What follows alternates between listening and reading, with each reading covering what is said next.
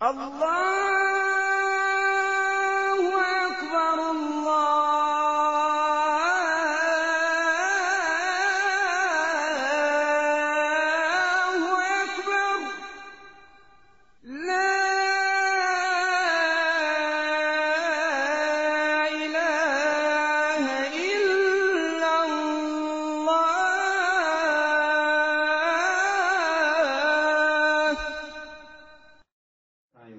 how important it is that the Prophet ﷺ becomes the subject of our talk. A lot of times you just talk about him for different aspects and from different angles. The Prophet ﷺ becomes someone who you mention a lot, and that is your success, inshallah, in your life. Some people, some children feel sick sometimes because their mother talks a lot about her mother who is back home and who has never been here to here. I mean, the kids sometimes, she always talks about her mother. Probably she's dead. No, probably she's dead. But that's all what she has. What else she really wants to put her mother into the hearts of her kids. She doesn't care if they really always like that or they don't. So the Prophet ﷺ has a bigger right. I don't mean that we should, Allah, make the kids really dislike mentioning the Prophet ﷺ, but which are the families who really mention the Prophet ﷺ very often in the house? Very often. Most of the time, the Prophet ﷺ did not used to do this. He used to do this. He would like this. He would like this. So this is what puts the spirit of the Sunnah in your kid. It's not very important, or it's not really meant that your kid should be eating by his right hand. This is part of the thing which you aim at. Please, it's very important to note it. Your kid eating by his right hand is part of what you want him to do. He should also do that because he is doing what the best of the creatures did, Muhammad ﷺ. So if you could add this part into the mentality of your kid, believe me, you are a successful father, you are a successful mother. However, you should not eat by your left hand. What is the value of eating right and left? The value comes that Muhammad did this or Muhammad did not this, ﷺ. So there is a value. There is the real thing. So relating these things comes by mentioning the Prophet ﷺ a lot and making him a subject of your home. Last time we mentioned, we are still in the preface of the book, Zaad al-Ma'ad. Let me tell you the meaning of why he named it Zaad al-Ma'ad. Zaad, we sometimes use in Urdu to Zadira, right? What does it mean, Zaad?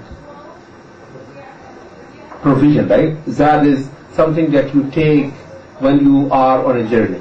Right? When you are on a journey, you take something with you in terms of food, maybe clothes, maybe water, drinks, some other stuff you will be using in your journey. That is called Zaad.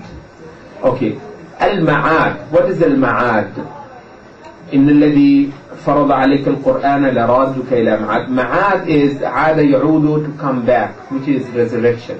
So one day you will be where you are. You are right now, you have your body and your life together and you are enjoying life. Soon you will be having your body and your soul together and you will be back. So Ma'ad is a name of the next life, but this is an aspect also of the next life. When you are back, come on, you will be back someday. So the Zadul Ma'ad is the provision for the time when you will be back. What is really the provision that you need for that time? He says that you need to take this provision from the life of the Prophet ﷺ, from your love, your attachment, your learning each and single movement, and the real spirit of life from the Prophet ﷺ. If you can do that, that is your earning, that is your provision, that will inshallah help you when you come back. So that is Zaad al-Ma'ad. In the last session we mentioned the law of choice. Remember that. Remember? We talked about the law of choice, which he mentioned. Today, we will get the second episode of his book that mentions the purity or the best. Allah subhanahu wa ta'ala only picks the best for himself. It says Allah subhanahu wa ta'ala would only specify the good things for him, and the bad things he would throw it for his enemies or for other things. So Allah subhanahu wa ta'ala picked, for example, the best of the deeds, and he ascribed to him, like praying and fasting and having nikah instead of fornication and adultery. So he liked that. So the good things he ascribes to himself. The bad things he leaves them, and he does not accept that. And he says that this same thing is true about the believers. So check yourself. If you happen to be liking pure things and the nicer things, most likely you are going to be the choice of Allah subhanahu wa ta'ala. Actually, it's related to the choice. You want to check if you are going to be among good or bad in the next life. Check how inclined you are towards pure things, pure morals, pure values, noble things in your life, and how inclined you are towards bad things and evil things, evil morals, evil foods, evil, sexual relations, for example, and evil character, and evil environment. So you go to a bad environment where the people are almost naked and dancing. You are so much fascinated. So he says, it might be an indication that you are going to be out of the choice of Allah. Because there is one thing, Allah will only choose what is good. That is for sure. Allah is going to choose what is pure and what is noble. And Allah subhanahu wa ta'ala will not even look for a thing which is bad, which is evil, which is not noble. So he says that Allah subhanahu wa ta'ala has made three worlds. Three worlds. A world which is today is mixed of what is noble and what is evil. What is khair and what is shar. This world is a world of mixture. There is a lot of goodness there, a lot of evil. So there is praying, there is fasting, there is worshipping, there is serving the poor, sacrificing for the cause of Allah, taking hardship for the good values, and there is adultery, astaghfirullah, and fornication and alcohol and nakedness and all these things. So here is both are the things are in this world, and this is a test. Okay, and in order for you to see where do you fit. Do you want to fit here or you want to fit here? So he says this is one world.